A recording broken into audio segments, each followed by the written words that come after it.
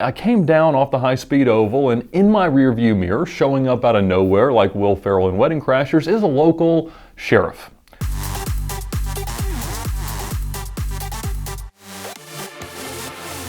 Back in 2007, when a rental customer of mine down in South Florida blew up the motor in my first Lamborghini Gallardo, a local guy down there did me a lot of favors and helped me out a lot in trying to manage where the car was and getting it fixed and things like that. And so a few months after everything was resolved and the car was back in Atlanta, he had found the Porsche 944 Turbo that he really wanted to buy, but at the time he didn't have the money, and I really did owe him a favor, and it wasn't that expensive. I think it was $2,500, so he asked me to loan him the money to buy the car, and so I did so, and he paid me back a little bit, a few $100s, but of course, as you'd expect, he never paid me back the rest. And so years later, probably around 2010, I agreed with him that we just needed to sell the car. So he shipped it up to me in Atlanta, and I retitled it and got it sold and made myself whole on the loan.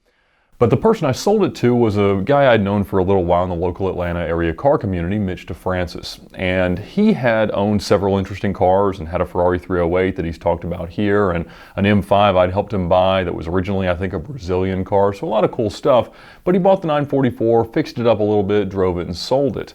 And over the years, Mitch would invite me to different cool automotive events, including a BMW meetup where I met Alex Roy for the first time in person.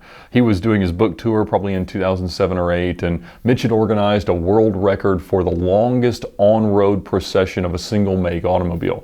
And so it was all BMWs, and I don't know, it was hundreds and hundreds of BMWs. But Mitch wanted to do another event like that back in 2011. And at the time I was working at Lamborghini Atlanta, and so he'd invited me to come along to something he was calling the Porsche Melee.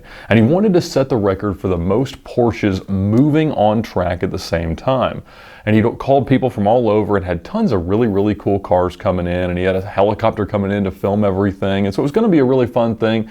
And so I was just kind of looking. I didn't have a Porsche at the time, but we did have a 2011 Porsche 911 GT3 RS in inventory at Motor Cars of Georgia. So I asked my boss if I could take it down there, and he was excited because, you know, as a car dealer, as a salesperson, you always want to branch out into different markets. And obviously people who have Porsches, particularly high-end ones, are, you know, always kind of interested in moving into something a little bit more exotic, a Ferrari, Lamborghini, McLaren, whatever the case may be. So I went down in this beautiful white ceramic brake RS with red stickers and took it to the event, and it was awesome. There was sort of a concours beforehand where all the cars could kind of show off. There's some beautiful stuff, some awesome 993s, some earlier RSs, but this was kind of the newest, latest, greatest thing, so the RS I brought got a lot of attention. It was actually a really nice car to drive, but there was also a roof Yellowbird and just a whole lot of really amazing cars. In fact, I think he accumulated about 277 cars at the meetup. So when the time came to attempt the record, they had everybody kind of proceed into the track and then through the infield and kind of arranged just outside the pits. And we lined all the cars up, I think 4 or 5 wide, and they took a bunch of pictures and everybody got to kind of see all the other cars, and everybody was kind of densely arranged. But obviously the goal of this was to have everyone moving on track at the same time. And they had put me with some of the other cool cars up in the front.